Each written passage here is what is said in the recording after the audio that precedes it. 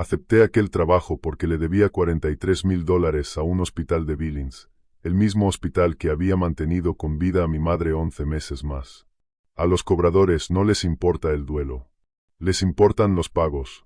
Cuando vi el anuncio, monitor de infraestructura geotérmica en Yellowstone, GSC 11, 52,000 al año, alojamiento incluido, incorporación inmediata, envié la solicitud en menos de una hora.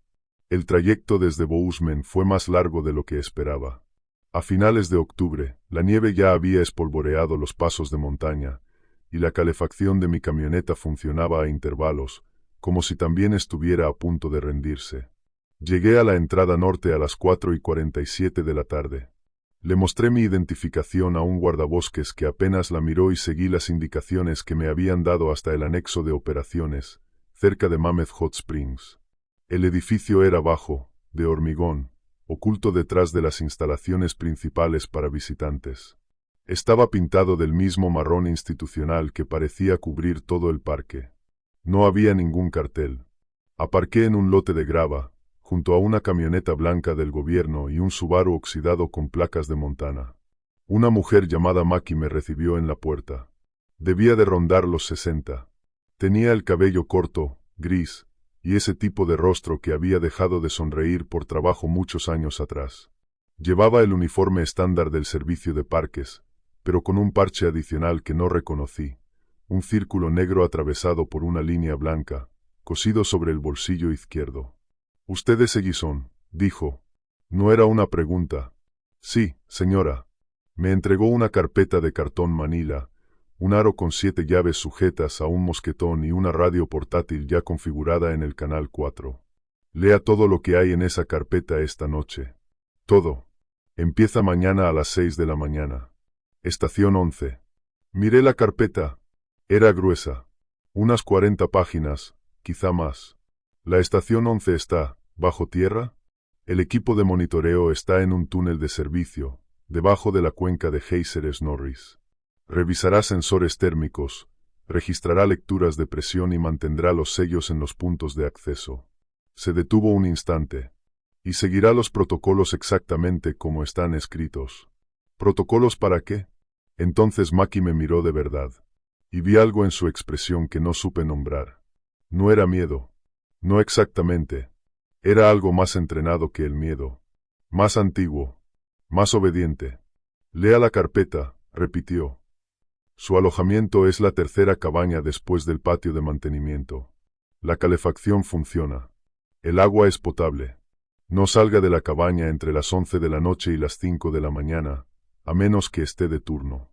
Se dio la vuelta y regresó al interior del anexo. La puerta se cerró tras ella con un clic pesado. La cabaña era pequeña, pero funcional. Una sola habitación con una cama plegable, un calentador de propano, una mesa baja y un baño con una ducha que apenas daba agua tibia. Dejé mi bolso sobre la cama, me senté a la mesa y abrí la carpeta. Las primeras 20 páginas eran papeleo gubernamental de rutina, formularios fiscales, contactos de emergencia, exenciones de responsabilidad. Firmé donde se me indicó y las aparté. La siguiente sección estaba titulada «Procedimientos operativos de la estación 11». Esperaba especificaciones técnicas del equipo de monitoreo. En su lugar, encontré una lista. La lista estaba mecanografiada en papel blanco, a un solo espacio, sin membrete ni fecha. Decía: 1. Deberá llegar a la estación 11 no antes de las 6 de la mañana y no después de las 6:15. La compuerta de acceso deberá quedar sellada detrás de usted a las 6:18. Si no puede sellarla antes de esa hora, no entre al túnel. Regrese al anexo e informe a su supervisor. 2. La estación de monitoreo contiene 6 sensores térmicos, 4 medidores de presión y un sismógrafo. Deberá registrar las lecturas de cada instrumento cada 30 minutos, a partir de las 6:30 de la mañana. Las lecturas deben anotarse en el libro de registro rojo guardado en el gabinete de equipo. No utilice ningún otro libro. 3.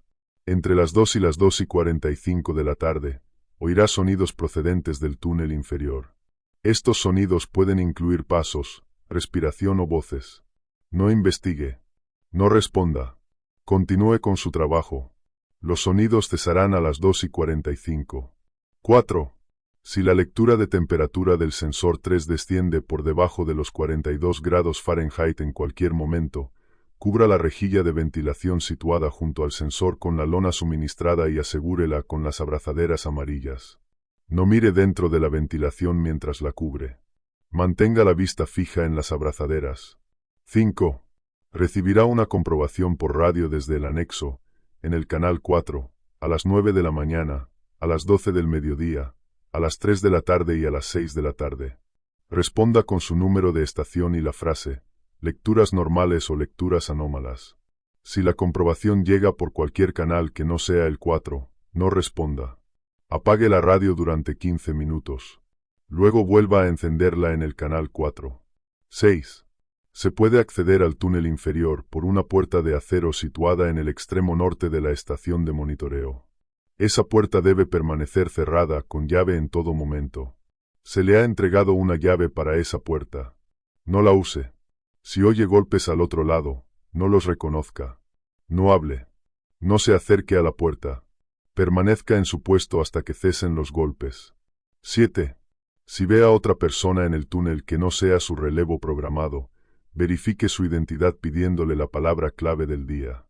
La palabra cambia a medianoche y se proporciona por radio durante la comprobación matutina. Si la persona no puede decir la palabra correcta, no vuelva a dirigirle la palabra. No le mire el rostro. Camine hasta la compuerta de acceso y salga del túnel. No corra. 8. A las 5:45 de la tarde iniciará el procedimiento de apagado. Esto implica desactivar todos los sensores en orden numérico inverso, 6, 5, 4, 3, 2, 1, con un intervalo de 60 segundos entre cada uno. No altere ese orden. No altere ese tiempo. 9. Debe salir por la compuerta de acceso antes de las 6 de la tarde. La compuerta será cerrada externamente a las 6:03. Si aún sigue dentro cuando se bloquee, diríjase al refugio de emergencia en el extremo sur de la estación de monitoreo y espere. No intente salir por ninguna otra ruta. El relevo llegará a las 6 de la mañana. 10. No introduzca comida en el túnel. No lleve fotografías. No lleve ningún objeto que haya pertenecido a alguien muerto. 11. Si las luces del túnel parpadean 3 veces en rápida sucesión, cierre los ojos y cuente hasta 120. No los abra antes. Cuando vuelva a abrirlos, confirme que sigue en la estación de monitoreo tocando el gabinete de equipo. Si no logra encontrarlo, no se mueva. Solicite comprobación por radio en el canal 4. 12. Hay un espejo instalado sobre el lavabo del pequeño baño de la estación. Después de las 3 de la tarde, no use ese baño. Si necesita usarlo antes de esa hora, no mire el espejo. Leí la lista 3 veces. Después dejé la carpeta sobre la mesa y me quedé mirando la pared de la cabaña durante un largo rato. Me dije que era una novatada. Los empleados del gobierno también tenían sus costumbres, sus bromas privadas. Alguien debió de haber escrito aquella lista años atrás para asustar a los recién llegados, y con el tiempo se había convertido en tradición. Pero el rostro de Maki seguía allí, clavado en mi memoria. La forma en que había dicho la palabra protocolos. Dormí mal esa noche. El viento que bajaba de las montañas hacía vibrar la única ventana de la cabaña. 2 veces, me despertaron sonidos que no pude identificar. Un golpeteo grave, rítmico, como si viniera de debajo del suelo. Las 2 veces me quedé inmóvil, escuchando, hasta que cesó. A las 5:30 de la mañana sonó la alarma. Me vestí por capas, me comí una barra de granola y caminé por la oscuridad previa al amanecer hasta el anexo de operaciones. Maki me esperaba con un termo de café y un papel doblado. La palabra clave de hoy es basalto, dijo. Mañana será otra. Revise la radio a las 6:15 para recibir la nueva. La miré. Leí los protocolos. Bien. No son reales. La lista es una especie de broma. Maki vertió café en la tapa del termo y me la tendió. El vapor se elevó en el aire helado. La estación 11 hectáreas ha estado ocupada de forma ininterrumpida desde 1987, dijo. En todo ese tiempo, hemos tenido 19 monitores. 11 siguieron los protocolos exactamente como estaban escritos. Esos 11 terminaron sus contratos y fueron transferidos a otros puestos. Hizo una pausa. Los otros 8 no los siguieron con exactitud. Sentí que el frío me atravesaba incluso con la taza caliente entre las manos. ¿Qué les pasó? Varias cosas. Recuperó la tapa del termo. Algunos renunciaron sin previo aviso. A otros hubo que sacarlos. 2 siguen figurando como personas desaparecidas. Me observó con la misma expresión del día anterior. Precisa. Cauta. Como si cada palabra hubiera sido ensayada muchas veces. Siga los protocolos, Ellison. No improvise. No intente racionalizarlo. No dé por hecho que entiende con qué está tratando. ¿Y con qué estoy tratando? No lo sé, respondió. Ninguno de nosotros lo sabe. Solo sabemos que las reglas funcionan. El trayecto hasta la estación 11 duró 20 minutos, por caminos que no aparecían en ningún mapa público.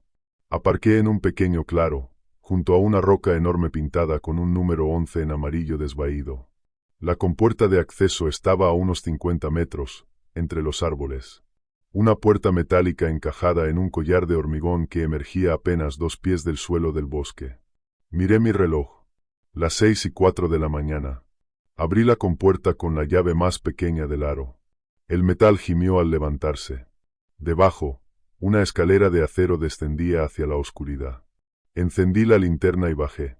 La estación de monitoreo era exactamente como la describían los documentos complementarios, una sala de hormigón de unos 9 metros de largo por 6 de ancho, rodeada de gabinetes de equipo y paneles de instrumentos. Las luces fluorescentes zumbaban sobre mi cabeza. Ya estaban encendidas, aunque yo no sabía quién las había activado. El aire olía a depósitos minerales, y a algo más. Algo apenas perceptible. Orgánico. Como hojas viejas húmedas, olvidadas bajo tierra. Puedo continuar con el siguiente fragmento en este mismo estilo, manteniendo el tono y la cadencia. Sellé la compuerta detrás de mí a las 6:14 de la mañana, 4 minutos antes de lo previsto. La primera lectura debía hacerse a las 6:30. Encontré el libro rojo de registro en el gabinete del equipo, comprobé que coincidiera con el número de serie de mi documentación y comencé la ronda. Sensor 1, 78 grados. Sensor 2, 81. Sensor 3, 76. Sensor 4, 92. Sensor 5, 88. Sensor 6, 104. Los medidores de presión estaban todos dentro del rango normal. El sismógrafo mostraba una actividad mínima.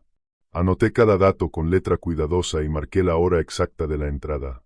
La mañana transcurrió despacio. Hice lecturas a las 7, a las 7:30, a las 8:30. La comprobación por radio llegó exactamente a las 9. La voz de Maki sonó plana, profesional, sin un matiz de más. Estación 11. Informe de estado desde el anexo. Estación 11, respondí. Lecturas normales. Recibido. La palabra clave de mañana es feldespato. Cambio y fuera. Escribí feldespato en el dorso de mi mano. A las 11:30 usé el baño. El espejo sobre el lavabo era pequeño, manchado por los años. Vi mi propio rostro, cansado, pálido, y nada más. Me lavé las manos y regresé a la estación de monitoreo.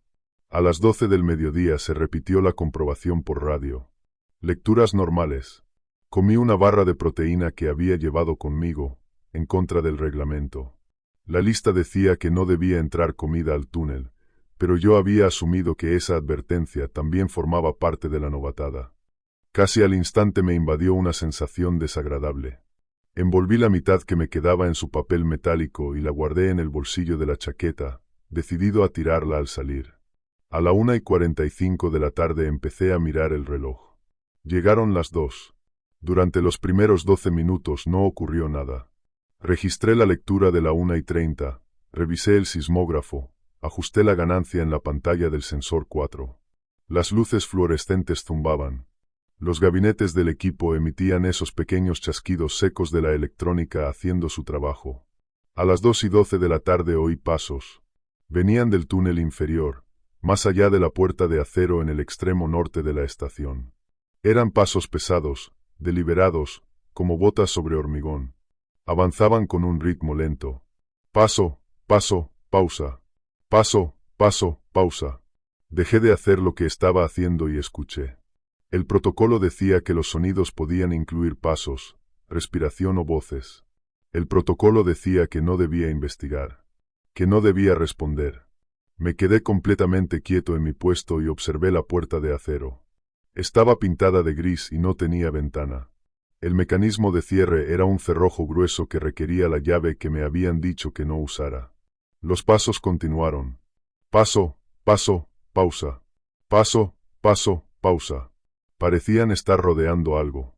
O recorriendo siempre la misma ruta. A las 2:19 de la tarde, los pasos se detuvieron. Entonces escuché respiración. Inhalaciones y exhalaciones profundas, lentas. No agitadas. No dolorosas. Serenas. Pacientes. A las 2:31 de la tarde, una voz dijo mi nombre. Venía del otro lado de la puerta. Clara. Inconfundible. Ellison. No me moví. No respondí. Ellison, repitió la voz. Sonaba como la de un hombre de mediana edad, sin un acento particular. Ya puede bajar. Es seguro. Apreté con fuerza el borde del gabinete del equipo y fijé la mirada en el medidor de presión que tenía delante. 23 sí. Rango normal. Ellison, necesitamos su ayuda aquí abajo. Ha habido un accidente. La voz era razonable. Preocupada. Exactamente el tipo de voz al que uno respondería sin pensarlo. No respondí. A las 2:38 de la tarde, la voz cambió. Se volvió la voz de una mujer. Más aguda. Más suave. Con un leve temblor de miedo. Por favor, estoy herida. No puedo moverme. Por favor, ayúdeme. Cerré los ojos y empecé a contar mis respiraciones. Aire por la nariz. Afuera por la boca. El protocolo decía que los sonidos se detendrían a las 2:45. ¿Por qué no quiere ayudarme?, preguntó la voz de la mujer. ¿Por qué nadie quiere ayudarme? A las 2:44 de la tarde, la voz se cortó a mitad de frase, como si alguien hubiera pulsado un interruptor. El silencio que vino después fue absoluto. Abrí los ojos. La puerta de acero no había cambiado. La estación de monitoreo no había cambiado. Yo seguía solo. A las 2:45 de la tarde registré las lecturas con manos que apenas temblaban. El resto del turno transcurrió sin incidentes. Completé las lecturas, recibí las comprobaciones por radio e inicié el procedimiento de apagado exactamente a las 5:45.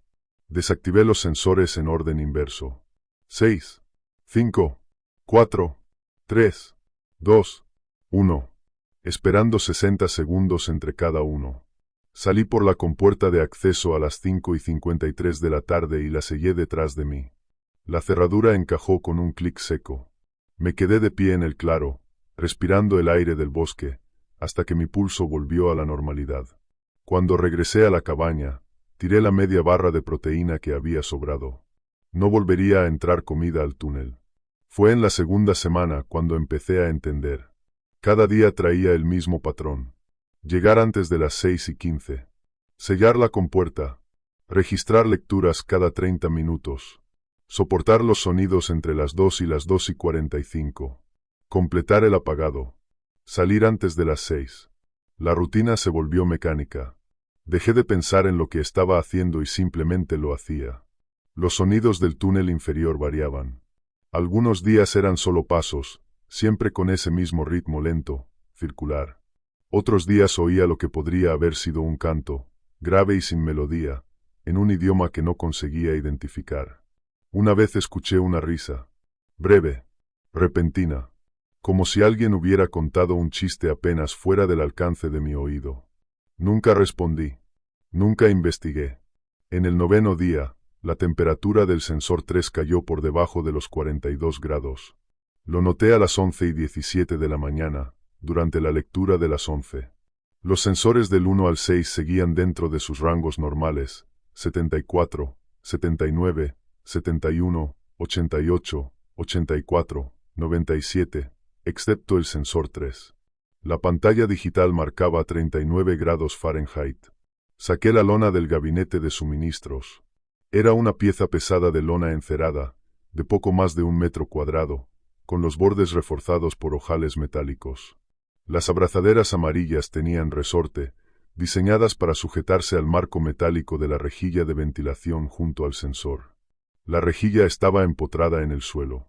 Medía unos 45 por 30 centímetros, con lamas inclinadas hacia abajo, hacia la oscuridad.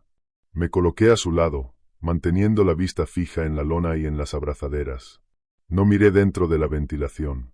Extendí la lona sobre la rejilla y empecé a fijarla. Primera esquina. Segunda esquina. Las abrazaderas encajaron con un chasquido firme, casi tranquilizador. Tercera esquina. Cuando estiré la mano hacia la cuarta, sentí una corriente de aire subir a través de la lona. Era aire frío. Mucho más frío que 39 grados. Lo bastante frío como para quemar. Y entonces percibí un olor. No era azufre, aunque muchos rasgos geotérmicos de Yellowstone olían a azufre. No era mineral. No era químico. Era biológico. El olor de carne dejada demasiado tiempo al sol, mezclado con algo más dulce debajo. Algo casi floral. Sujeté la cuarta abrazadera y di un paso atrás. La lona quedó tendida sobre la rejilla. El aire helado se detuvo. Anoté la anomalía en el libro rojo de registro. 11:17 de la mañana. Sensor 3. Descenso de temperatura a 39 grados. Rejilla de ventilación del sensor 3 cubierta según protocolo 4. Sin contacto visual con el interior de la ventilación. A las 11:32, la temperatura del sensor 3 empezó a subir. Al mediodía, había vuelto a 73 grados. Retiré la lona a las 12:15 y la guardé de nuevo en el gabinete de suministros. No le dije a Maki nada sobre el olor. Los protocolos no mencionaban olores. El día 14 conocí al monitor del turno de noche. Se llamaba Carver y llevaba 3 años trabajando en la estación 11. Era mi contraparte. Yo cubría el turno de 6 de la mañana a 6 de la tarde. Él trabajaba de 6 de la tarde a 6 de la mañana. Nunca nos habíamos cruzado. Los protocolos estaban diseñados precisamente para impedirlo. Cuando yo salía, la compuerta quedaba bloqueada. Cuando Carver entraba, volvía a sellarse. 2 personas. Una estación. Ninguna superposición. Pero en el día 14 hubo un conflicto de horario. El anexo me había llamado para una capacitación adicional sobre la calibración del sismógrafo, así que mi turno terminaba a las 4 de la tarde en lugar de a las 6. Carver llegó a las 4:30 para empezar su preparación anticipada. Nos encontramos en la zona de aparcamiento, junto a la roca marcada con el número 11. Era más joven de lo que yo esperaba. Tendría 20 y tantos, quizá rozando los 30. Llevaba una barba que necesitaba un recorte y unos ojos inquietos, siempre en movimiento, recorriendo la línea de árboles, la compuerta de acceso, las sombras entre los pinos. «¿Tú eres Ellison?», dijo. «Sí. ¿Qué tal va todo?» «Bien», respondí, ciñéndome a los protocolos. Carver asintió. Tenía la misma expresión que Maki. Esa cautela ensayada. La de un hombre que cruza una habitación llena de explosivos inestables. «El turno de noche es distinto», dijo. «¿Distinto cómo?» Pareció medir cada palabra antes de soltarla. «Los protocolos son más largos, más específicos. ¿Y los sonidos?» Dejó la frase suspendida, con la mirada fija en la compuerta. «Durante el día se quedan detrás de la puerta. Por la noche, se mueven más. Los oyes en las paredes, en el techo, a veces justo al otro lado de la compuerta. Pero no pueden entrar», dije. «Claro». Entonces me miró. Y vi algo en su rostro que no tenía nada de ensayado. Era puro, reciente, crudo. «No pueden entrar, mientras sigas los protocolos». Lo dijo en voz baja, como si no quisiera que el bosque lo oyera. «Cada regla existe porque alguien la rompió. Cada protocolo es una línea que algo intentó cruzar. ¿Y qué pasa si rompes una regla?» «Depende de la regla». Consultó su reloj. «Tengo que prepararme». «Suerte, Ellison». Lo vi alejarse hacia la compuerta de acceso. Lo observé descender por la oscuridad, y luego conduje de vuelta al anexo. Esa noche le pregunté a Maki por los protocolos del turno nocturno. Me entregó una copia sin decir una sola palabra. 12 páginas. Espaciado simple. Con enmiendas fechadas tan recientemente como 6 meses atrás. Las leí en mi cabaña, a la luz de una linterna, aunque la electricidad funcionaba perfectamente. Los protocolos nocturnos eran todo lo que Carver había insinuado, y más. Incluían reglas sobre superficies reflectantes. Todos los espejos debían cubrirse entre las 10 de la noche y las 4 de la mañana. Reglas sobre disciplina sonora. Después de la medianoche, no se debía hablar por encima de un susurro. Y reglas sobre movimiento, rutas concretas dentro de la estación, que debían seguirse al pie de la letra, con distancias medidas en pasos. Pero hubo una norma que se me quedó clavada. Entre la 1:45 y las 2:30 de la madrugada, oirá golpes en la compuerta de acceso. Los golpes seguirán un patrón: 3 golpes, pausa, 2 golpes, pausa, 1 golpe. Esta es la señal de entrada utilizada por el personal de relevo durante emergencias. No abra la compuerta. El personal de relevo no llega entre la 1:45 y las 2:30 de la madrugada. Cualquier entidad que utilice la señal de entrada correcta durante esa franja no es personal de relevo. Dejé las hojas sobre la mesa y me quedé mirando la pared de la cabaña. Cualquier entidad. Mackie había dicho que no sabía con qué estábamos tratando. Yo empezaba a creer que era verdad. Aquellos protocolos no habían sido escritos por personas que comprendieran la amenaza. Habían sido escritos por personas que habían sobrevivido a ella. Uno por uno. Regla por regla. Cada protocolo comprado con el error de alguien. La tercera semana trajo consigo las enmiendas. Las encontré en el libro rojo de registro al llegar a mi turno, el día 16. Habían insertado una página nueva, escrita a mano con letras de imprenta limpias y firmada por alguien con las iniciales RV. La fecha era de 2 días antes. Un día que yo había trabajado. Eso significaba que alguien había entrado en la estación después de mi turno y antes del de Carver. Las enmiendas decían: Enmienda A, efectiva de inmediato. Todo el personal deberá verificar la integridad del sello de la puerta norte antes de registrar la primera lectura. La verificación consta de 3 pruebas: inspección visual en busca de huecos en el marco, prueba física de presión sobre el mecanismo de cierre y comprobación térmica de la superficie de la puerta con el sensor portátil guardado en el gabinete 3. Si la superficie de la puerta registra menos de 50 grados o más de 120, no continúe con las operaciones habituales. Comuníquese por radio con el anexo de inmediato y espere instrucciones. Enmienda B. El baño podrá utilizarse a cualquier hora. El espejo ha sido retirado. Enmienda C. Si oye su nombre pronunciado por una voz que reconoce, alguien que conoce personalmente, no solo alguien a quien haya visto, no responda. No reconozca la voz. No piense en la persona cuya voz ha oído. Concéntrese en un objeto de la estación de monitoreo y descríbaselo a sí mismo con todo detalle hasta que la voz se detenga. Enmienda de los sonidos entre las 2 y las 2:45 de la tarde pueden producirse ahora en intervalos irregulares. Si comienzan antes de las 2 o continúan después de las 2:45, anote la hora exacta de inicio y final en el libro de registro y continúe siguiendo el protocolo 3. Enmienda E. Si el sensor 6 registra una temperatura superior a 150 grados, no anote la lectura. Escriba estable en el libro de registro y continúe con su siguiente tarea.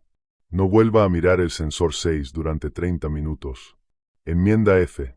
El personal puede observar ocasionalmente una fuente de luz en el túnel inferior, visible a través de la rendija bajo la puerta norte. Esa fuente de luz no está asociada a ningún equipo autorizado. No investigue. Si la luz cambia de blanco a ámbar, cubra la rendija bajo la puerta con el burlete suministrado y no lo retire hasta el final de su turno. Leí las enmiendas 3 veces.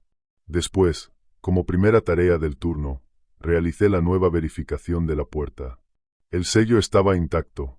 La lectura térmica marcaba 62 grados. Continué con las operaciones normales. A la 1:47 de la tarde comenzaron los sonidos. Eso era nuevo. El protocolo decía las 2. Nunca antes habían empezado tan temprano. Dejé de escribir en el registro y escuché. Otra vez eran pasos, pero esta vez distintos. Más rápidos. Más urgentes. Ya no parecían estar dando vueltas. Estaban buscando. Podía oírlos moverse por el espacio al otro lado de la puerta, cubriendo terreno, deteniéndose de golpe, cambiando de dirección. A la 1:52 de la tarde, Los pasos se detuvieron justo al otro lado de la puerta norte. Escuché una respiración cercana, apenas al otro lado de 5 centímetros de acero. Y luego, golpes. 3 golpes. Pausa. 2 golpes. Pausa. Un golpe. La señal de entrada. Relevo de la estación 11, dijo una voz. Masculina. Neutra. Profesional. Abra la compuerta. Situación de emergencia.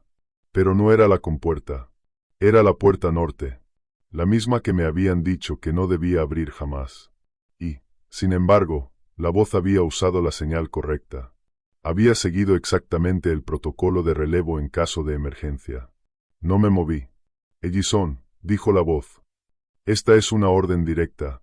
Abra la puerta. La voz sabía mi nombre. La voz sonaba exactamente como la de alguien con autoridad sobre mí. Caminé hasta el gabinete del equipo y lo abrí. Dentro estaban mi termo, el libro de registro y la radio auxiliar de emergencia. Tomé el termo. Un objeto físico. Real.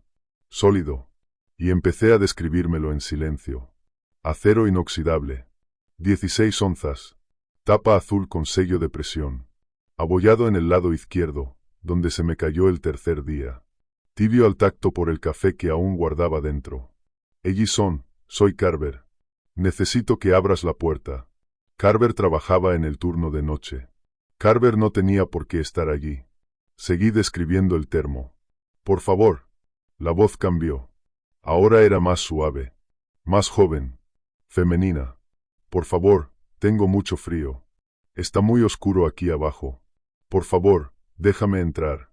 La tapa roscada necesita 12 vueltas completas para abrirse. El interior está sellado al vacío. La etiqueta del fabricante está desgastada, pero el número de serie sigue siendo visible. K7X9944. La voz se detuvo. Los pasos se alejaron despacio, deliberadamente, y se internaron otra vez en el túnel inferior. A las 2:51 de la tarde, los sonidos cesaron por completo. Registré la anomalía. 1:47 de la tarde. Los sonidos comenzaron antes de lo previsto. 1:52 de la tarde, interacción directa en la puerta norte. Se utilizó la señal de entrada. Intento de suplantación mediante voz. Múltiples variaciones. Se siguió la enmienda C. El contacto finalizó a las 2:51 de la tarde. Cuando Mackie revisó mi libro de registro aquella noche, no dijo nada. Solo añadió una nota en el margen. Bien. Siga cumpliendo los protocolos. El día 19 vi algo dentro del túnel. Fue durante la lectura de las 3 de la tarde, mucho después de que los sonidos hubieran cesado. Estaba revisando el sensor 4 cuando percibí movimiento por el rabillo del ojo. Una forma baja y rápida cruzó el espacio cerca de la puerta norte. No la miré directamente. Aún no existía un protocolo para eso. Pero algo dentro de mí ya sabía que no debía hacerlo. Continué con la lectura. 86 grados. Normal. La forma volvió a moverse. Esta vez alcancé a intuir su tamaño. Pequeña. Tal vez 60 centímetros de alto. Se desplazaba sobre lo que podrían haber sido 4 patas, o 4 brazos. Las proporciones no se parecían a las de ningún animal que yo conociera. Avanzó hacia el gabinete de suministros y luego se detuvo. Sentí que me observaba. Anoté la lectura del sensor 4 y pasé al sensor 5. Mis manos permanecían firmes. Mi respiración, controlada. No miré a la forma. 30 segundos después la oí moverse otra vez. Un roce leve, apresurado, como hojas secas o papel viejo arrastrándose por el suelo. Luego el sonido se desvaneció en dirección a la puerta norte. Cuando terminé la ronda, miré el espacio junto al gabinete de suministros. No había nada. Busqué en el libro de registros si existían entradas parecidas. Carver había dejado una, fechada 3 semanas antes de mi llegada. Se observó una forma pequeña moviéndose de manera independiente. No hostil. No responde a la luz ni al sonido. Probable reconocimiento. ¿Reconocimiento de qué? Él no lo decía. La 5ª semana fue cuando llegó Dawson. Dawson era una nueva contratada, como yo. La habían incorporado para cubrir el exceso de trabajo provocado por la falta de personal en todo el parque. La asignaron a la estación 9, un puesto de monitoreo similar, a unos 5 kilómetros al sur de mi ubicación.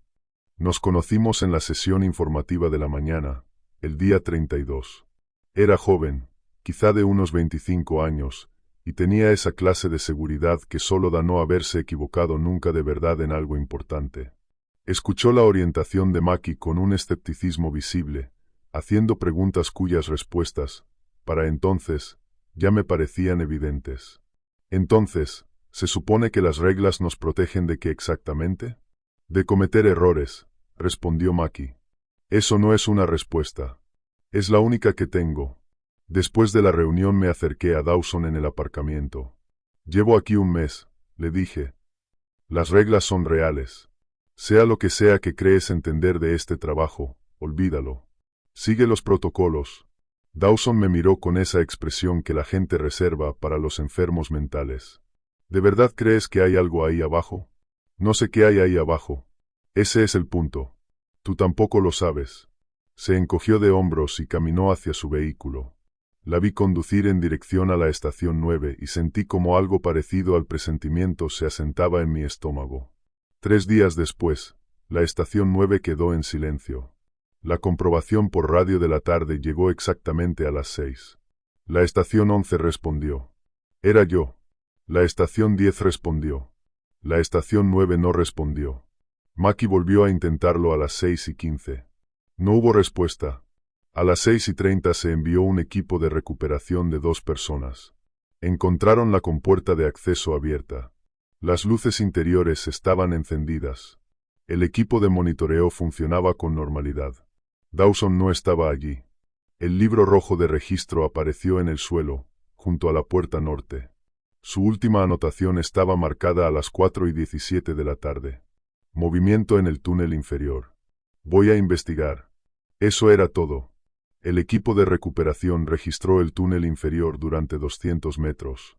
Encontraron la linterna de Dawson, aún encendida, tirada en medio del pasadizo. Encontraron una de sus botas, desatada, colocada en posición vertical, como si acabara de sacar el pie de ella. No encontraron a Dawson. La búsqueda se suspendió a las 8 de la noche, en cumplimiento de los protocolos de seguridad.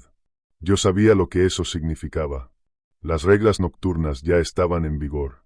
Fuera lo que fuera que se hubiera llevado a Dawson, ahora estaba más activo. A la mañana siguiente, Maki convocó una reunión obligatoria. La estación 9 queda cerrada temporalmente, dijo. Vamos a implementar nuevos protocolos en todas las estaciones. Con efecto inmediato. Nos entregó hojas impresas. Más enmiendas. Enmienda G. Ningún miembro del personal entrará en ningún túnel inferior por ninguna razón sin autorización explícita del anexo de operaciones. La autorización deberá verificarse mediante 2 contactos de radio independientes, en canales distintos. Enmienda H. Si observa equipo funcionando con normalidad en ausencia de energía, luces encendidas con el disyuntor apagado, sensores registrando datos estando desconectados, no interactúe con el equipo. Comuníquese por radio con el anexo y espere instrucciones. Enmienda I. Los sonidos ahora pueden incluir señales de fallo del equipo, alarmas, tonos de advertencia o transmisiones de emergencia. A menos que el sonido vaya acompañado de confirmación visual en su panel de instrumentos, no responda a alertas solo de audio. Enmienda J. Si observa a otra persona en el túnel, verifique su identidad solicitando la palabra clave del día y su número de placa. Los números de placa válidos comienzan con la letra K. Si la persona no puede proporcionar ambas verificaciones, o si su número de placa comienza con cualquier letra que no sea K, siga de inmediato el protocolo 7. Enmienda K. No mire ningún reflejo, agua, vidrio, metal pulido, después de las 3 de la tarde. Esto incluye el reflejo en las pantallas apagadas de los monitores. Enmienda L. La pequeña forma observada anteriormente puede ahora acercarse hasta 3 metros del personal. Si se aproxima, detenga todo movimiento y cierre los ojos. Empiece a contar hacia atrás desde 100. La forma se marchará. Retome sus operaciones cuando llegue a 0. Leí las enmiendas y sentí el peso real de lo que implicaban. Cada regla nueva era la respuesta a algo que ya había ocurrido. Alguien había interactuado con equipos sin corriente. Alguien había respondido a una falsa alarma. Alguien había mirado un reflejo. Alguien había abierto una puerta que jamás debió abrir. La séptima semana trajo el asedio. Empezó el día 45, un martes, con el clima. El pronóstico anunciaba una nevada ligera. Lo que llegó fue una ventisca. Cayeron 45 centímetros de nieve en 6 horas, con ráfagas de viento de hasta 80 kilómetros por hora. Los caminos hacia las estaciones de monitoreo quedaron intransitables. Las comunicaciones empezaron a fallar. La energía eléctrica fluctuó en todo el parque. Yo ya estaba dentro de la estación 11 cuando la tormenta golpeó con fuerza. Había llegado a las 6:08 de la mañana, sellado la compuerta a las 6:13 e iniciado mi rutina habitual. Para las 9, la nieve caía con tanta intensidad que podía oír cómo se acumulaba sobre la compuerta, encima de mí. Una presión suave, constante. La comprobación de radio de las 9 entró entrecortada, ahogada en estática. Estación 11, anexo, Est. Pulsé el transmisor. Estación 11. Lecturas normales. Repito, lecturas normales. ¿Me recibe? Solo estática. A las 9:14, la interferencia se abrió por un instante y oí la voz de Maki. Tensa. Rápida. Protocolos de emergencia en vigor. Todas las estaciones deben mantenerse resguardadas en su posición. No intenten salir hasta nueva orden. Repito, protocolos de emergencia. La señal se cortó. Saqué los protocolos de emergencia del gabinete del equipo. Ya los había leído antes, pero nunca en condiciones reales. Ocupaban 3 páginas y estaban fechados en 1991, con añadidos manuscritos de distintos años. Protocolo de emergencia 1. Durante una pérdida de comunicaciones superior a 30 minutos, asuma que todos los protocolos estándar siguen en vigor. Continúe con las operaciones habituales hasta que se restablezca la comunicación o llegue el relevo. Protocolo de emergencia 2. Durante un fallo eléctrico, active el generador de emergencia situado en el armario de suministros. El generador proporcionará energía durante aproximadamente 18 horas. Ratione su uso alimentando solo el equipo esencial, una luz superior, la radio principal y el sensor 3. Protocolo de emergencia 3. Si queda atrapado en la estación durante la noche, manténgase despierto y vigilante hasta las 4 de la mañana. Entre las 4 y las 5:30 podrá dormir en intervalos de 30 minutos, siempre con una alarma. No duerma sin alarma. No duerma después de las 5:30. Protocolo de emergencia 4. Durante un confinamiento prolongado, los sonidos del túnel inferior pueden volverse continuos. Pueden aumentar de volumen. Pueden incluir información que suene precisa, nombres, fechas, detalles personales. Esa información no es exacta. No interactúe con ella. No la corrija. No la crea. Protocolo de emergencia 5. Si la puerta norte se calienta al tacto por encima de los 100 grados Fahrenheit, no se acerque a menos de 1 metro. Utilice el sensor térmico para supervisar la temperatura a intervalos regulares. Si supera los 150 grados, diríjase al refugio de emergencia en el extremo sur de la estación y bloquee la entrada. Hice inventario de mis suministros. Un termo de café, medio lleno. 12 barras de proteína que había empezado a llevar conmigo a pesar de la regla anterior. La enmienda sobre la comida se había modificado tras la desaparición de Dawson. 3 litros de agua. Una linterna con pilas nuevas. Una linterna de respaldo. La radio de emergencia. 11 metros de cuerda. La lona. Las abrazaderas amarillas. 6 bengalas. Me acomodé para esperar. La electricidad falló a las 11:23 de la mañana. Las luces fluorescentes parpadearon, zumbaron y se apagaron. Los paneles del equipo se quedaron en negro. El sistema de ventilación cayó en silencio. Por un momento, la oscuridad fue absoluta. Entonces recordé el protocolo del generador. Me puse en pie y avancé a tientas hasta el armario de suministros.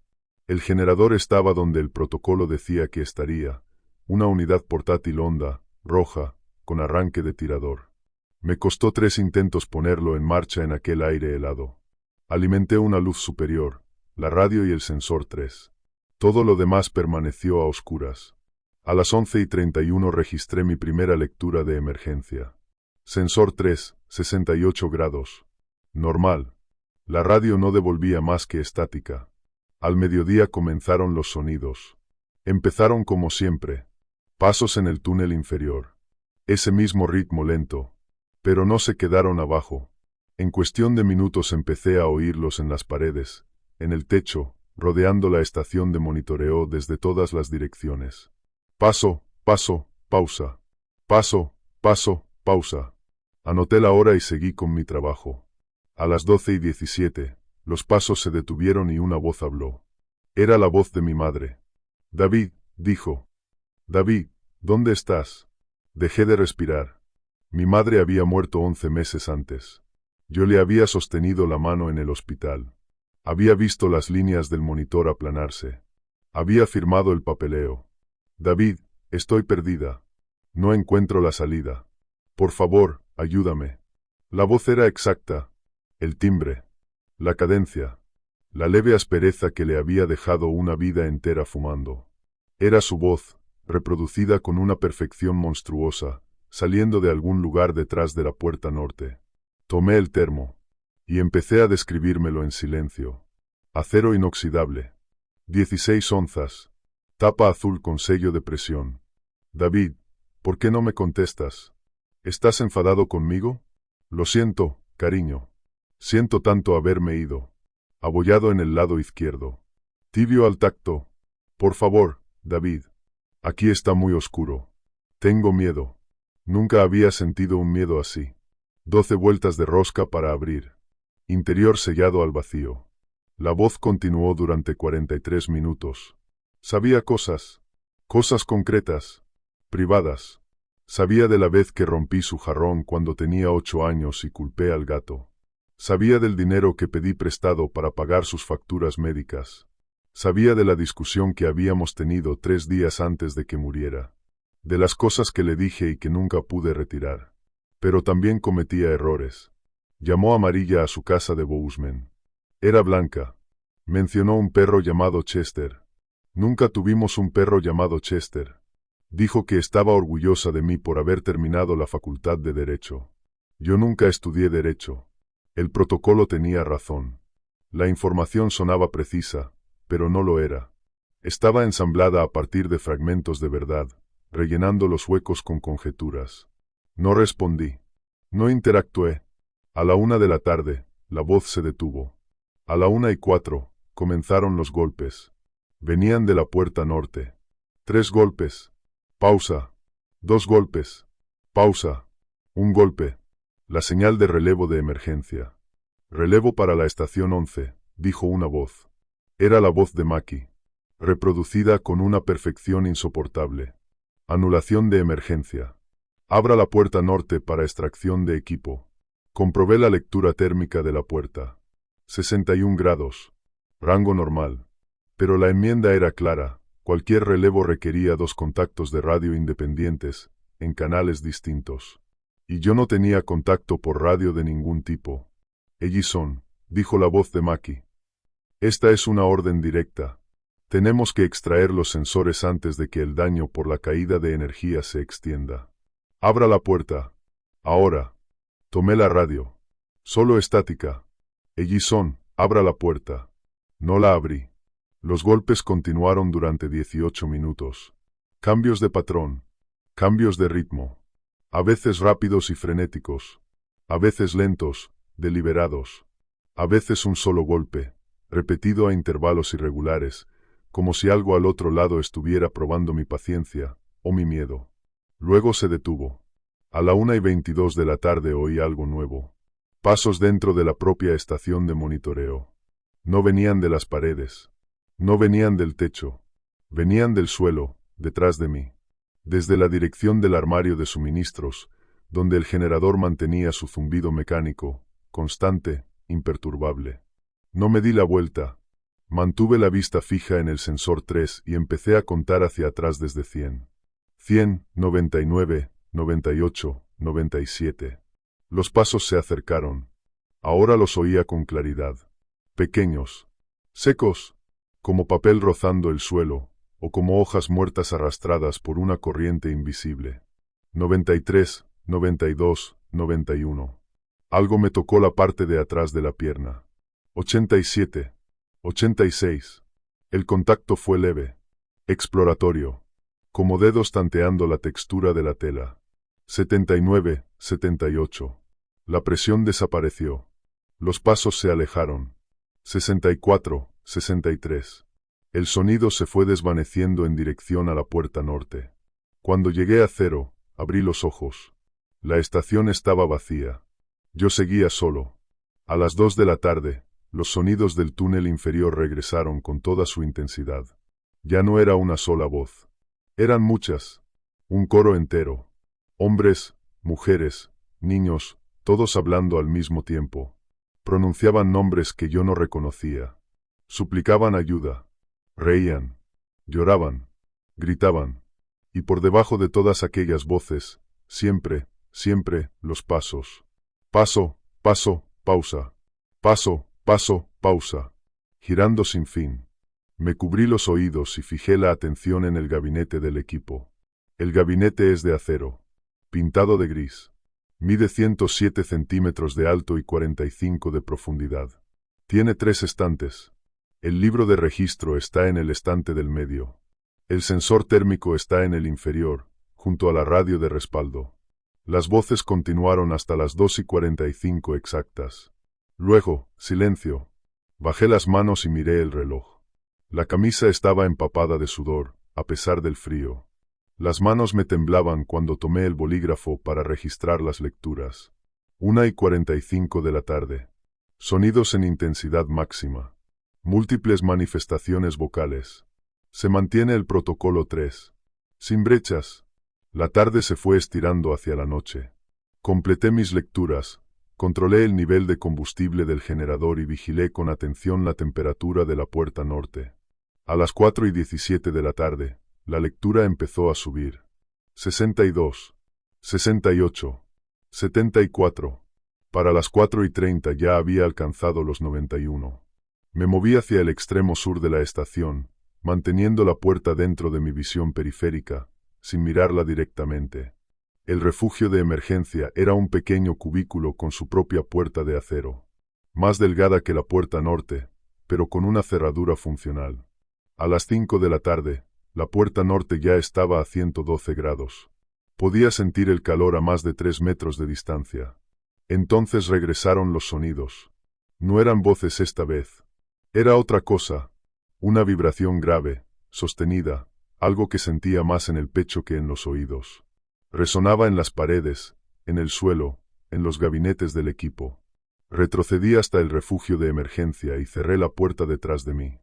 El espacio era pequeño, apenas 2 metros por 2,5. Había una litera, un inodoro químico, una repisa con raciones de emergencia y un pequeño conducto de ventilación que subía hasta la superficie. Eché la llave y me senté en la litera. A las 5:23 de la tarde oí algo probando la puerta norte. No eran golpes. No eran arañazos. La estaba probando. Presión metódica sobre las bisagras, el marco, el mecanismo de cierre, como si algo estuviera evaluándola. Después oí pasos. Pesados. No los del pequeño ser que se arrastraba. Estos eran distintos. Se movían por la estación principal de monitoreo, se detenían en distintos puntos, guardaban silencio unos segundos, y seguían avanzando. Seguí su recorrido por el sonido. Gabinete del equipo. Armario de suministros. Sensor 4. Sensor 2. Y luego se detuvieron justo al otro lado de la puerta del refugio. Silencio. Después, una voz. Calmada. Profesional. Perfectamente humana. Estación 11. Habla Carver. He venido para la extracción de emergencia. Abra la puerta. Carver trabajaba en el turno de noche. Carver no debía llegar antes de las 6 de la tarde como muy pronto. Y Carver sabría la palabra clave. ¿Cuál es la palabra clave de hoy? Pregunté a través de la puerta. Silencio. La palabra clave es granito, respondió la voz. La palabra clave de aquel día había sido serpentina. La había recibido en la reunión matutina, antes de que la tormenta cayera sobre nosotros. Eso es incorrecto, dije. No puedo abrir la puerta. El silencio se prolongó durante 30 segundos. Entonces la voz volvió a hablar. Y esta vez no era la voz de Carver.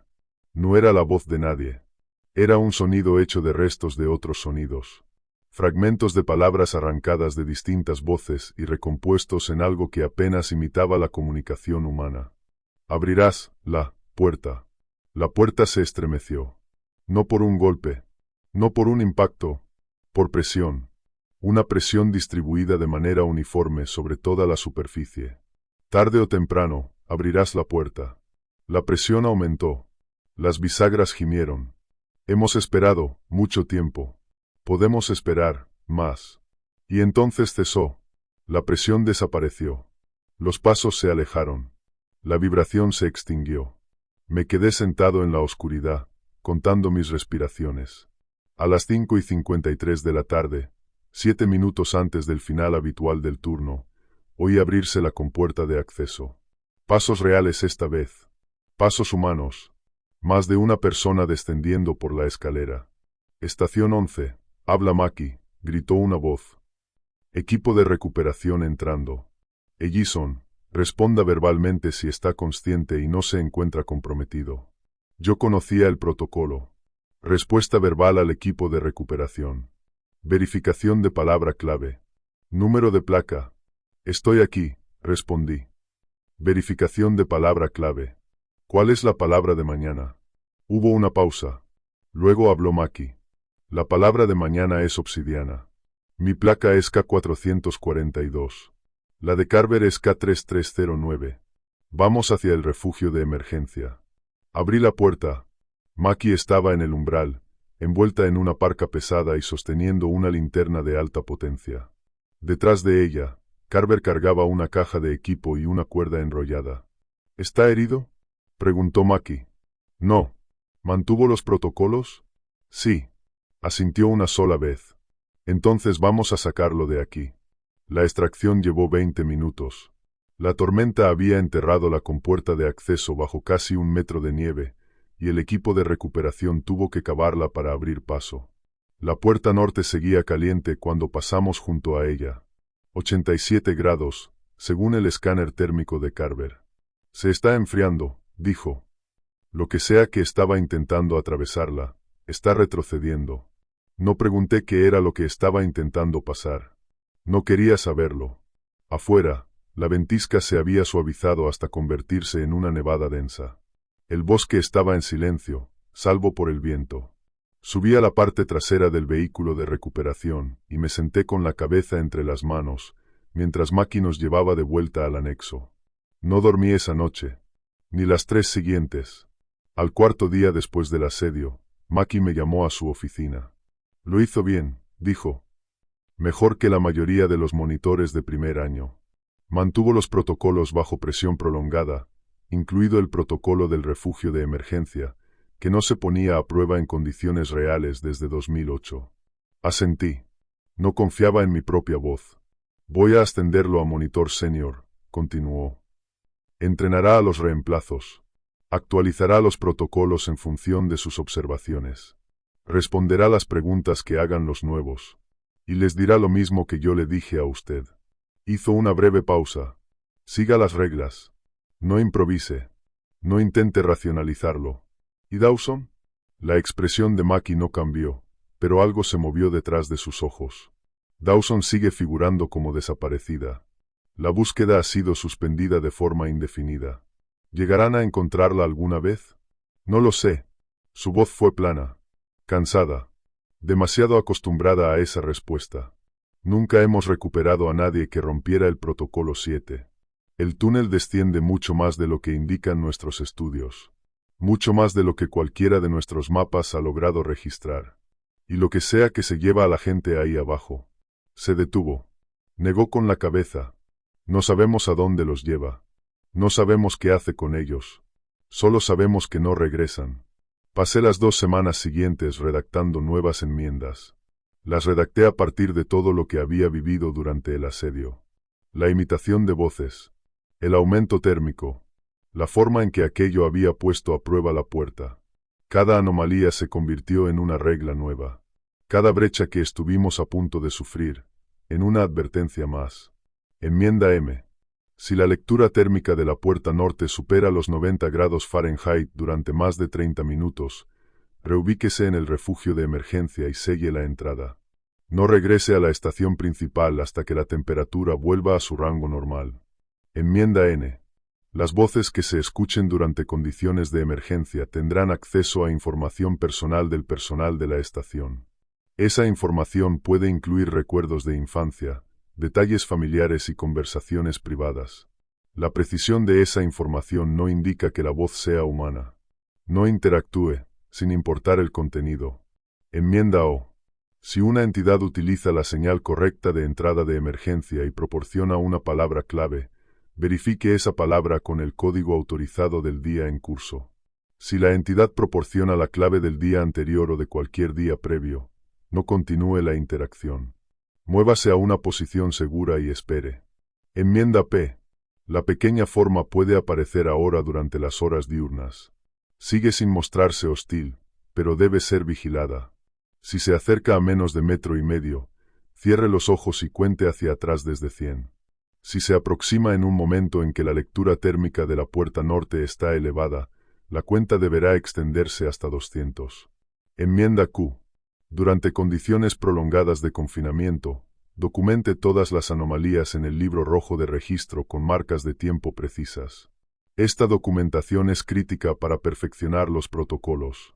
El personal futuro puede sobrevivir gracias a sus observaciones. Le entregué las enmiendas a Maki. Las leyó 2 veces, hizo 2 correcciones pequeñas y las añadió al paquete oficial de protocolos. ¿Ahora lo entiende?, preguntó. ¿Por qué hacemos las cosas de esta manera? Entiendo que las reglas funcionan, respondí. Lo que no entiendo es por qué. Nosotros tampoco. Dejó los papeles sobre el escritorio. Los geólogos dicen que no hay nada inusual en la actividad geotérmica de esta zona. Los sismólogos dicen que las lecturas subterráneas son normales. Los biólogos dicen que no existe fauna nativa en la región que coincida con lo que hemos observado. Hizo una pausa, pero durante 37 años, todos los monitores que siguieron los protocolos sobrevivieron a su contrato. Todos los que no lo hicieron, no. Eso no es superstición. Esos son datos. Mi primer aprendiz llegó un miércoles, a finales de noviembre. Se llamaba Chen. Tenía 23 años, recién salido de un programa de geología en la Universidad de Wyoming. Había solicitado el puesto porque le interesaba la investigación geotérmica y porque necesitaba pagar sus préstamos estudiantiles. Le entregué la misma carpeta que yo había recibido mi primer día. Lo observé leer los protocolos con la misma expresión escéptica que yo había llevado en la cara meses atrás. ¿Esto va en serio?, preguntó. Sí. ¿De verdad alguien sigue estas reglas todos los días? Todos los días. Durante todo el turno. Sin excepción. ¿Y si no lo haces? Le hablé de Dawson. Le hablé de los sonidos durante la franja de las 2. Le hablé de la escalada térmica en la puerta norte durante la ventisca. No le hablé de la voz de mi madre. Había cosas demasiado personales como para compartirlas. Chen escuchó sin interrumpirme. Cuando terminé, se quedó callado durante un largo rato. Entonces, no sabemos qué hay ahí abajo, dijo al final. No. Y las reglas son solo ensayo y error. Alguien hace algo mal y muere, así que redactamos una regla nueva. Es una manera de decirlo. ¿Y cuál es la otra? Pensé en las palabras de Maki. Las reglas son un mapa del límite. Todo lo que queda dentro de las reglas es seguro, o lo bastante seguro. Todo lo que queda fuera es donde la gente desaparece. Chen asintió despacio. De acuerdo. Seguiré las reglas. Bien. Y cuando ocurra algo que no esté cubierto por ellas, porque ocurrirá, lo documentas. Anotas cada detalle. Y luego añadimos una regla nueva, para que la siguiente persona lo sepa. Empezó su primer turno a la mañana siguiente. Yo supervisé desde el anexo, escuchando sus comprobaciones por radio, siguiendo sus anotaciones en el registro. A las 2 de la tarde comenzaron los sonidos. Por la radio oí un leve temblor en su voz durante la comprobación, pero siguió los protocolos. A las 6 de la tarde salió por la compuerta. Estaba pálido, sacudido, pero entero. Es real, dijo. Lo que sea que esté ahí abajo, es real. Sí. ¿Cómo haces esto todos los días? sabiendo lo que hay ahí, sabiendo que intenta entrar. Pensé mucho tiempo antes de responder. Porque las reglas funcionan. Y porque alguien tiene que vigilar. Alguien tiene que documentar. Alguien tiene que mantener intacto el límite para que la siguiente persona tenga una oportunidad. El invierno se asentó sobre Yellowstone. La nieve se acumuló. Los caminos se cerraron. Los turistas desaparecieron. Y bajo la superficie helada, en los túneles que descendían más profundo de lo que nadie había cartografiado jamás, algo siguió girando en círculos. Algo siguió esperando. Yo cumplía mis turnos. Seguía los protocolos. Entrenaba a los monitores nuevos, actualizaba las enmiendas y registraba mis observaciones en el libro rojo. Y cada día, a las 2 de la tarde, me cubría los oídos y me describía objetos a mí mismo mientras voces pronunciaban mi nombre desde la oscuridad de abajo. Acero inoxidable. 16 onzas. Tapa azul. Las reglas funcionan. Eso es lo que me repito. Eso es lo que les digo a los aprendices. Eso es lo que le diré a quien lea esto, si alguna vez encuentran estos registros. Las reglas funcionan. Sígalas al pie de la letra. No improvise. No intente racionalizarlo. No dé por hecho que comprende lo que ocurre, porque la frontera es más delgada de lo que imagina. Y lo que espera al otro lado, lleva esperando muchísimo tiempo. Puede seguir esperando, pero no tiene por qué hacerlo. El deshielo de primavera llegó en abril, tarde y a regañadientes. La capa de nieve empezó a retroceder. Los caminos reabrieron. Los primeros turistas de la temporada entraron en el parque con sus cámaras preparadas, completamente ajenos a la red de estaciones de monitoreo dispersas por la zona salvaje. Yo llevaba 7 meses en la estación 11. En ese tiempo había documentado 43 eventos anómalos, redactado 12 nuevas enmiendas y formado a 4 monitores de reemplazo. Chen fue transferido a otro puesto después de 8 semanas. No porque hubiera roto un protocolo, sino porque la presión psicológica se había vuelto demasiado grande. Había empezado a oír las voces incluso cuando no estaba en la estación. Maki aprobó el traslado sin hacer comentarios. La sustituta fue una mujer llamada Torres, veterana del servicio de parques durante 10 años, que había solicitado el puesto específicamente después de leer los informes desclasificados de incidentes. Quería saber qué había ahí abajo. Creía que comprender la amenaza era mejor que limitarse a seguir unas reglas diseñadas para esquivarla. Intenté explicarle por qué se equivocaba. Los protocolos existen porque hubo gente que murió averiguándolos, le dije. Cada regla es una lápida. Alguien tuvo que cometer el error para que esa regla pudiera escribirse. ¿Y si solo estamos tratando los síntomas?, preguntó Torres. ¿Y si existe una forma de atacar de verdad la causa? Sellar los túneles. Colapsar las cámaras inferiores. Cortar cualquier acceso que tengan a la superficie. Ya lo intentaron en 1994. El resultado fue el incidente de noviembre. ¿Qué incidente de noviembre? Saqué el archivo del gabinete. Era delgado. La mayor parte de la documentación se había perdido o destruido, pero el resumen bastaba. En noviembre de 1994, un equipo de geólogos e ingenieros había intentado sellar la red de túneles inferiores bajo lo que entonces era la Estación 7. Utilizaron cargas explosivas controladas para derrumbar puntos clave de acceso, convencidos de que así eliminarían la fuente de las anomalías. Durante 3 días, las estaciones quedaron en silencio. Sin sonidos, sin fluctuaciones térmicas, sin lecturas anómalas. El equipo lo celebró. Al 4.º día, la Estación 7 colapsó dentro de una dolina que no existía en ningún estudio geológico.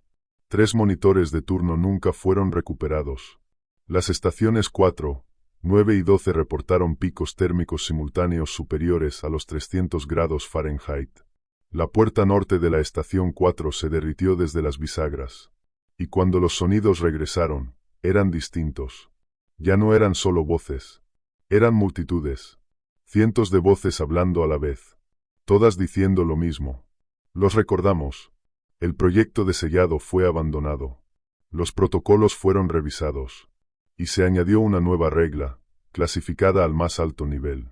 No intente bloquear, sellar o obstruir ningún punto de acceso a la red de túneles inferiores. No restrinja el movimiento de aquello que utiliza esos accesos. Solo observación y evitación. La contención ya fue intentada. La contención fracasó. Torres leyó el archivo 3 veces. Cuando levantó la vista, su expresión había cambiado. Se enfadaron, dijo. Cuando intentamos dejarlos fuera, se enfadaron. Esa es una interpretación. ¿Y la otra? Que siempre han estado enfadados. Y que los protocolos son lo único que les impide demostrarlo del todo. Torres trabajó en la estación 11 durante 3 semanas antes del incidente. Ocurrió un martes por la tarde, durante la franja de las 2. Yo estaba en el anexo, supervisando el tráfico por radio, cuando oí que su voz rompía el patrón habitual. Anexo, aquí estación 11, necesito instrucciones inmediatas. Respondí por radio. Estación 11, adelante. La contestación llegó al instante, tensa y contenida. El sonido empezó antes. A la 1:47. Y no viene del túnel inferior. Sentí ese frío conocido asentarse en el estómago. Explique. Viene de arriba. De la compuerta de acceso. Hay algo en la superficie, justo encima de la compuerta, y está hablando. Eso no figuraba en los protocolos.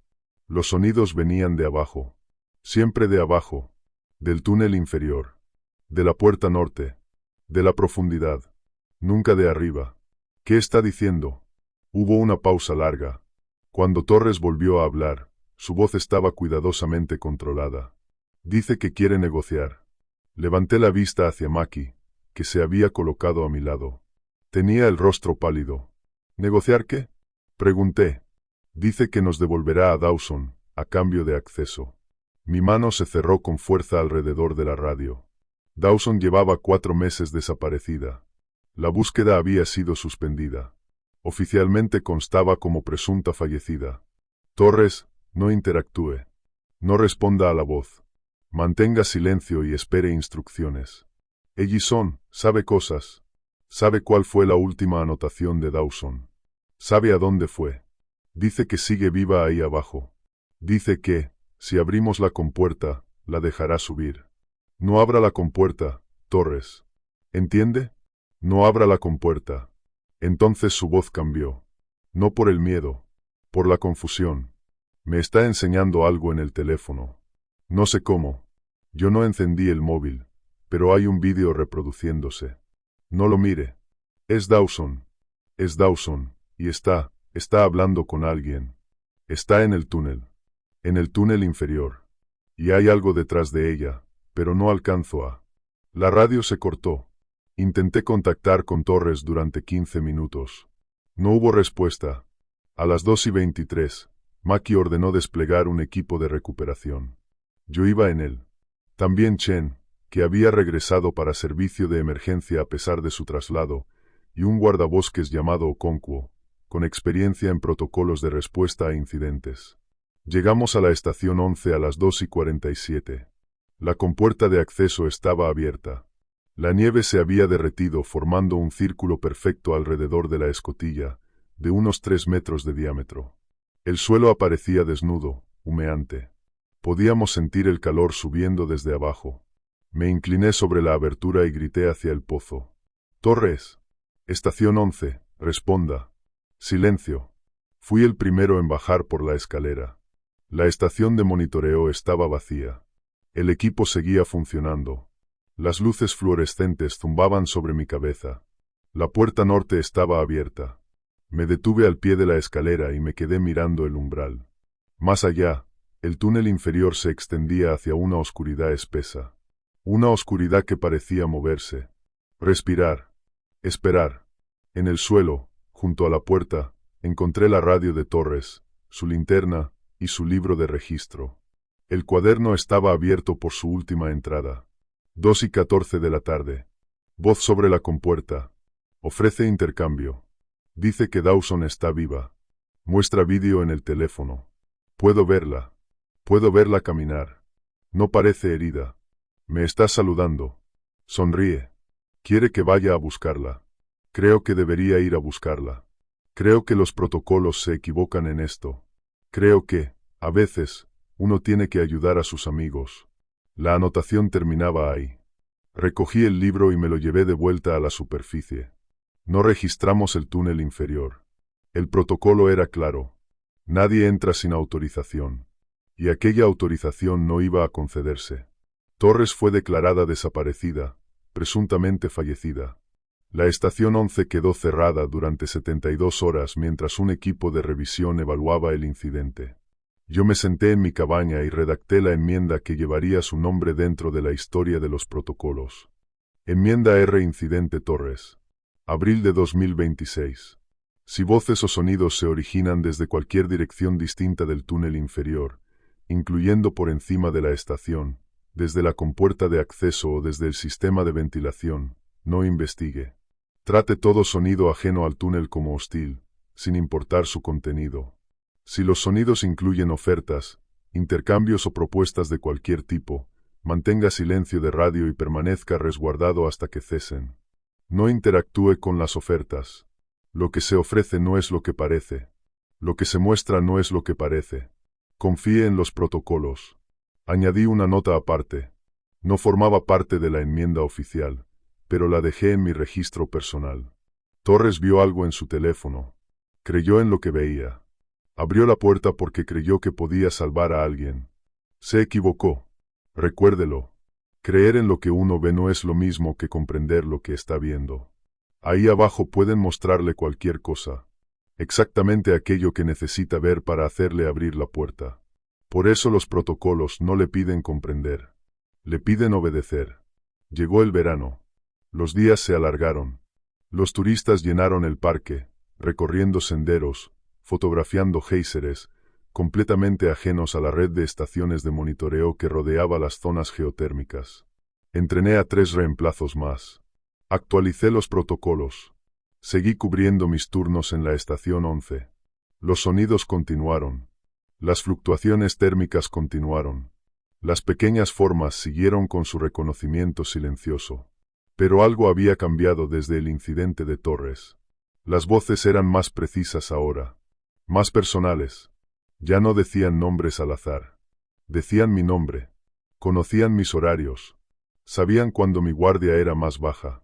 A las 2:07 de la tarde de un jueves, la voz de mi madre regresó. David, estoy muy orgullosa de ti. Has hecho un gran trabajo. Seguiste todas las reglas, pero ya es hora de que vuelvas a casa. Las reglas ya no se aplican para ti. Te has ganado la excepción. Me cubrí los oídos. Sé que puedes oírme, cariño. Sé que estás intentando no escuchar, pero necesito decirte algo. Algo importante. Algo que solo tú puedes oír. Acero inoxidable. 16 onzas. Tapa azul. Cuando me estaba muriendo, no estaba sola. Había algo conmigo. Algo que subió desde debajo del hospital. Me hizo una promesa, David. Me prometió que cuidaría de ti si yo le mostraba el camino. Y lo hice. Le mostré todo. Abollado en el lado izquierdo. Tibio al tacto. Le mostré tu rostro, tu voz, tus recuerdos. Le di todo lo que necesitaba para encontrarte. ¿No lo entiendes? Yo te lo traje. Por eso sabe tanto. Por eso pronuncia tu nombre. Porque te entregué a eso. Porque quería que estuvieras conmigo para siempre, abajo, en la oscuridad, donde nada termina. 12 vueltas para abrir. La voz se detuvo. Miré el reloj. Las 2:44.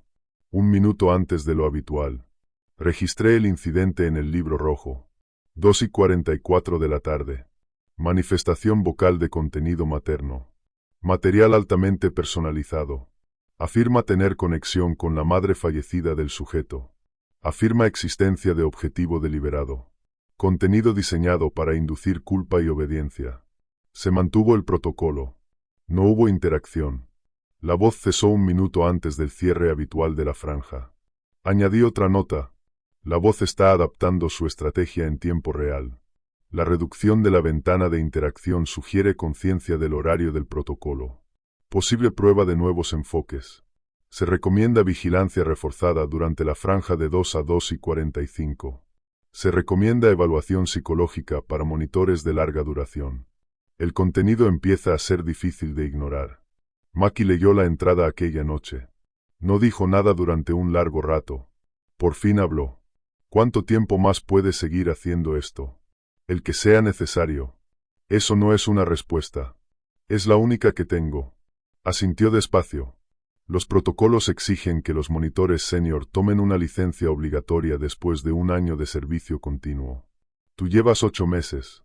Dentro de 4 más tendrás que tomarte 60 días fuera. Sin contacto con la estación. Sin revisión de protocolos. Sin enmiendas. ¿Y después qué? Después decides si quieres volver. Y si decido que no, entonces entrenaremos a alguien nuevo, y esperaremos que dure tanto como tú. Miré el libro de registro entre mis manos. Tapa roja. Bordes gastados. Páginas llenas con mi letra. 8 meses de observaciones. 8 meses de obediencia. 8 meses escuchando algo que pronunciaba mi nombre con la voz de mi madre. Volveré, dije. Alguien tiene que vigilar. Llegó el equinoccio de otoño. Los días se acortaron. Los turistas se marcharon. Yo seguí cubriendo mis turnos. Seguí obedeciendo los protocolos. Seguí formando reemplazos. Y cada día, a las 2 de la tarde, cerraba los ojos y me describía objetos a mí mismo mientras algo en la oscuridad de abajo intentaba encontrar la combinación exacta de palabras que me haría abrir la puerta. Todavía no la ha encontrado. Pero se está acercando. Lo noto. La mañana del 15 de octubre encontré una nota en el libro rojo de registro. No estaba escrita con mi letra. No se parecía a ninguna letra que reconociera. Eran caracteres de imprenta, precisos, regulares, como si algo estuviera intentando imitar la escritura humana. Hemos sido pacientes. Hemos observado. Hemos aprendido sus reglas. Pronto, les mostraremos las nuestras. Fotografié la nota, la documenté en mi registro y se la entregué a Maki. Ella añadió una nueva enmienda. Enmienda S. Si encuentra en la estación cualquier material escrito que usted no haya colocado allí, notas, mensajes, dibujos o documentos de cualquier clase, no lea más allá de la primera frase. Fotografíe el material, documente su ubicación y séllelo en una bolsa de evidencia. No comente el contenido con otro miembro del personal. No intente responder ni comunicarse con aquello que haya dejado el material. Seguí la enmienda. Sellé la nota. No leí más allá de la primera frase, pero ya sabía lo que decía. Nos estaban observando. Estaban aprendiendo. Y tarde o temprano intentarían algo nuevo. El 31 de octubre, Halloween, aunque nadie en la estación celebraba nada, llegó ese algo nuevo. Yo estaba en la estación 11, a mitad del turno, cuando la lectura térmica de la puerta norte empezó a subir. Eso, por sí solo, no era inusual. Las fluctuaciones térmicas ocurrían. El protocolo era claro, vigilar la lectura. Reubicarse si superaba los 90 grados. Pero la lectura no se detuvo en 90. Subió a 100. Luego a 120. Después a 150. Me trasladé al refugio de emergencia y sellé la puerta. La lectura siguió aumentando. A los 300 grados, el metal de la puerta norte empezó a brillar.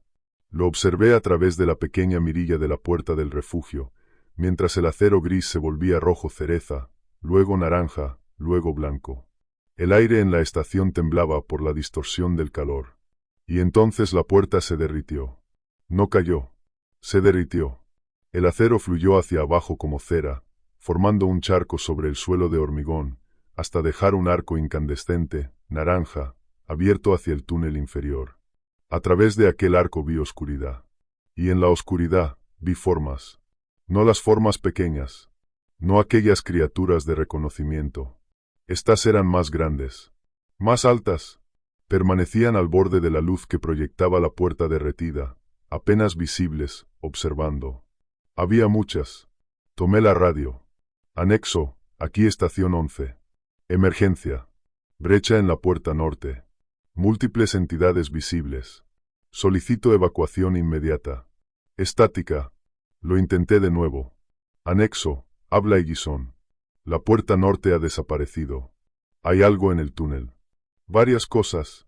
Aún no están entrando, pero nos están observando. Solicito instrucciones. Más estática. Y entonces una voz. No salió de la radio. Salió del arco. Hemos sido pacientes. Las formas se movieron. No hacia mí. Hacia ellas mismas. Se agruparon en el umbral, apretándose unas contra otras, superponiéndose, hasta formar una sola masa de oscuridad que llenó toda la abertura. Hemos aprendido sus reglas. Ahora ustedes aprenderán las nuestras. La oscuridad habló con 100 voces. Las mismas voces que había oído durante 8 meses. Todas a la vez. Regla 1. No saldrás. La compuerta ha sido sellada. Escuché, a lo lejos, un estruendo metálico. Metal contra metal. La compuerta de acceso. Regla 2. No te esconderás. La puerta del refugio no basta. Miré la puerta del refugio. Estaba temblando. El metal comenzaba a calentarse bajo mi palma. Regla 3. Escucharás. Te diremos lo que somos. Te diremos por qué esperamos. Te diremos qué les ocurre a quienes abren las puertas. La oscuridad empezó a moverse. No avanzó dentro de la estación. Se deslizó hacia los lados, extendiéndose por las paredes, el techo, el suelo. Corría como agua, como tinta, cubriendo cada superficie. Somos los que estaban aquí antes del fuego y de la piedra, antes del agua y del hielo. Estábamos aquí, y seguiremos aquí cuando todo lo que existe arriba haya desaparecido. La oscuridad alcanzó la puerta del refugio. La vi filtrarse por la rendija inferior. Un filamento fino de negrura absoluta. No queremos salir. No necesitamos salir. Queremos que bajes. Queremos que te unas a los otros. Queremos que entiendas que no existe arriba ni abajo. Solo dentro y fuera. Y tú ya estás dentro. Aquel filamento tocó mi bota. Frío. Un frío imposible. El frío de las cavernas profundas. De la piedra antigua. Del espacio entre las estrellas. Abre los ojos. Mira lo que eres. No abrí los ojos. Los había cerrado en cuanto la oscuridad entró en el refugio. Estaba contando. 97. 96. 95. Contar no va a ayudarte. Las reglas ya no funcionan. Conocemos las reglas. Nosotros escribimos la mitad. Les mostramos a tus predecesores exactamente qué debían evitar. Y ellos lo anotaron obedientemente, como pequeños escribas. El mapa que sigues es el mapa que nosotros dibujamos. 82. 81. ¿Crees que obedecer te protege? No te protege. Te contiene. Te mantiene en tu sitio hasta que estamos listos. Hemos estado observando. Hemos estado aprendiendo. Hemos estado esperando al monitor adecuado. 67. 66. Alguien lo bastante terco como para seguir las reglas. Lo bastante inteligente como para documentarlo todo. Y lo bastante asustado como para no dejar nunca de creer. 67. 66. Eres perfecto. Nos has dado todo lo que necesitábamos. Cada enmienda. Cada protocolo. Cada nota en el libro rojo. Nos has trazado la frontera. Y ahora sabemos exactamente cómo cruzarla. El frío empezó a subir por mi pierna. La bota se me había congelado al suelo. 49. 48. Cuenta todo lo que quieras. Cuando llegues a 0, seguiremos aquí. Cuando abras los ojos, verás cómo somos en realidad. Y entonces lo entenderás. 31. 30. Tu madre lo entendió en el hospital, en la oscuridad, cuando algo subió desde abajo y le ofreció un trato. Ni siquiera dudó. Nos dio tu nombre, tu rostro, tus miedos. Te cambió por 3 meses más de aliento. Y pasó esos meses sabiendo lo que había hecho. 19. 18. ¿No quieres preguntárselo? ¿No quieres oírla explicarlo? Está aquí abajo, David. Te está esperando. Solo tienes que abrir los ojos y mirar. 8. 7. 6. Sigue contando. No importa. Al final te quedarás sin números. Y cuando eso ocurra. 0. Abrí los ojos. El refugio estaba vacío. La puerta seguía intacta. La oscuridad había desaparecido. Miré el reloj. Las 3:17 de la tarde. Había estado contando durante 43 minutos. La estación de monitoreo no presentaba daños. La puerta norte era una plancha sólida de acero gris, cerrada con llave y fría al tacto. El equipo zumbaba con normalidad. Las luces fluorescentes vibraban sobre mi cabeza. No había pasado nada. O había pasado algo que no había dejado rastro físico alguno. Me senté junto al gabinete del equipo y escribí en el libro rojo durante 2 horas. Lo documenté todo. Cada palabra, cada sensación, cada detalle imposible. Anoté las horas, las temperaturas, el contenido exacto de lo que las voces habían dicho. Y añadí una nota final. No sé si este incidente fue real. No sé si la puerta se derritió, si la oscuridad habló, si ocurrió algo físico. Pero sé lo que experimenté. Sé lo que sentí. Y sé que los protocolos, tal como están escritos, no impidieron este contacto. O bien las reglas tienen vacíos que aún no hemos cartografiado, o bien ellos han aprendido a actuar dentro de las reglas. En cualquier caso, la frontera se ha desplazado. Tenemos que trazar la nueva línea. Entregué el informe a Maki aquella misma noche. Lo leyó 2 veces. 3. 4. Cuando levantó la vista, tenía el rostro pálido. «Te hablan», dijo. «No solo voces llamando tu nombre. Una conversación real». Sí. Eso es nuevo. En 37 años no habíamos tenido ni un solo caso documentado de conversación directa. ¿Qué significa? Maki guardó silencio durante un largo momento. Significa que tenemos que reescribirlo todo. Dejó el informe sobre la mesa. Los protocolos estaban diseñados para la observación y la evitación. Partían de la idea de que la frontera era fija, que mientras nosotros no la cruzáramos, ellos tampoco podrían hacerlo. Volvió a mirarme. Pero si ahora pueden hablarnos así, de verdad, entonces la frontera ya no es fija. Se está moviendo. Y no sabemos dónde va a detenerse. Pasé las 2 semanas siguientes trabajando con Maki en nuevos protocolos. Los llamamos enmiendas de contacto profundo. Era una serie de reglas diseñadas específicamente para el escenario que yo había experimentado.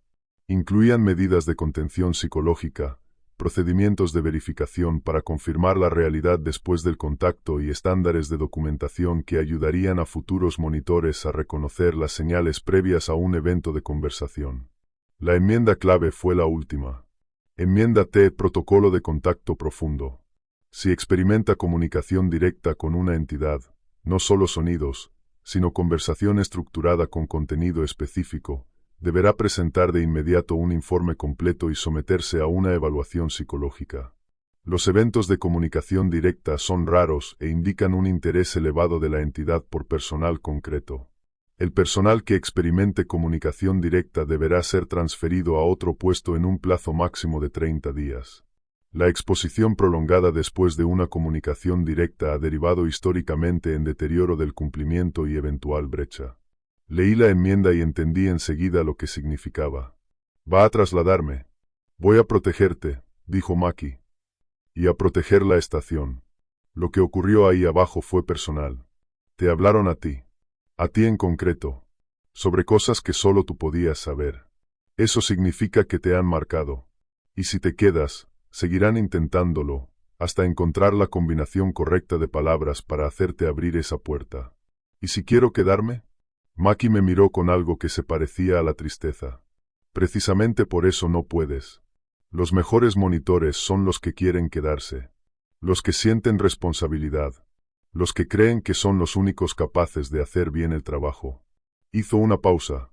Esos son los que más les interesan. Porque esos son los que, tarde o temprano, terminan convenciéndose de que abrir la puerta es lo correcto. Mi último turno en la estación 11 fue el 15 de noviembre. Llegué a las 6:03 de la mañana. Sellé la compuerta a las 6:11. Y empecé la ronda. El equipo funcionaba. Las lecturas eran normales.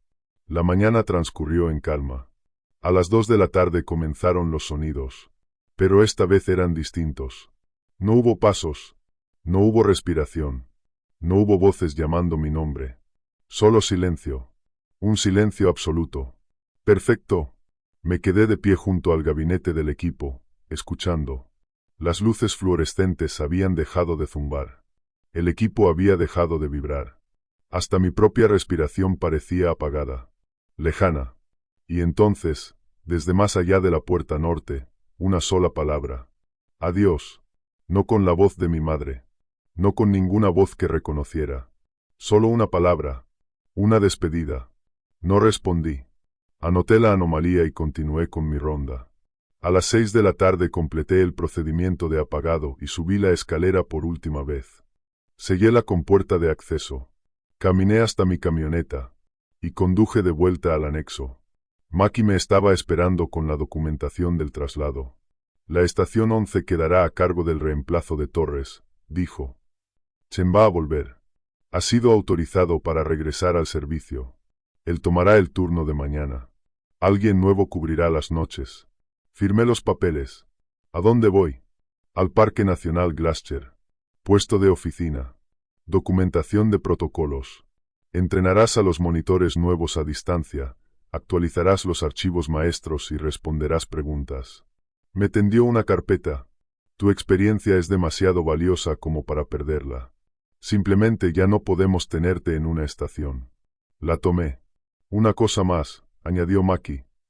El libro rojo que has estado usando este último año, necesito que lo transcribas. Cada entrada, cada enmienda, cada observación, todo al archivo maestro, para que los futuros monitores puedan consultarlo. ¿Todo? Todo. También lo personal. Las conversaciones. Lo que dijeron sobre tu madre. Sostuvo mi mirada. Alguien más podría oír cosas parecidas. Necesitan saber que las voces mienten. Que la información suena exacta, pero no lo es. Que interactuar siempre es un error. Asentí. Pasé los 3 días siguientes transcribiendo el libro de registro. Cada entrada, cada enmienda, cada nota, y añadí una sección final. Un resumen para quien leyera el archivo después de mí. Mi nombre es David Ellison. Trabajé en la estación de monitoreo 11 de Yellowstone durante un año. En ese tiempo documenté 67 eventos anómalos, redacté 18 enmiendas a los protocolos estándar y experimenté un evento de comunicación directa. Seguí las reglas, todas las reglas, todos los días, sin excepción, y sobreviví. No sé qué vive en los túneles bajo Yellowstone. No sé qué quiere, no sé de dónde viene ni por qué espera. Pero sí sé esto, las reglas funcionan. Sígalas exactamente. No improvise. No intente racionalizarlo. No dé por hecho que entiende con qué está tratando. Las voces dirán su nombre. Las voces sabrán cosas sobre usted. Las voces le ofrecerán lo que más desea, respuestas, cierre, personas que ha perdido. No escuche. La puerta debe permanecer cerrada. La frontera debe mantenerse intacta. Y usted debe quedarse de este lado hasta que termine su turno. Ese es el trabajo. Eso es todo lo que este trabajo ha sido alguna vez. Buena suerte. Firmé el documento y lo archivamos en el protocolo maestro. Después conduje hasta Glacier. Empecé mi nuevo puesto. Y esperé. Han pasado ya 3 meses. Trabajo en una oficina. Respondo preguntas de monitores en estaciones activas de todo el sistema de parques. Actualizo protocolos a partir de sus informes. Y a veces, tarde por la noche, oigo cosas fuera de mi ventana. No voces, no pasos, solo silencio. El mismo silencio absoluto y perfecto que oí en mi último día en la estación 11. No sé qué significa. No sé si me siguieron. No sé si pueden seguirme. No sé si me lo estoy imaginando. Pero he empezado un nuevo libro de registro, por si acaso. Y he escrito una nueva regla. La primera regla para lo que venga después. Si está leyendo esto, significa que ya no puedo responder a sus preguntas. Significa que la frontera se ha desplazado otra vez, y que yo estaba del lado equivocado cuando se movió. No venga a buscarme. No intente entender qué ocurrió. Limítese a leer los protocolos. Sígalos exactamente. Y continúe vigilando. Porque alguien tiene que vigilar. Alguien tiene que documentar. Alguien tiene que mantener intacta la frontera. Porque ellos son pacientes. Llevan esperando muchísimo tiempo. Y tarde o temprano, alguien abre la puerta.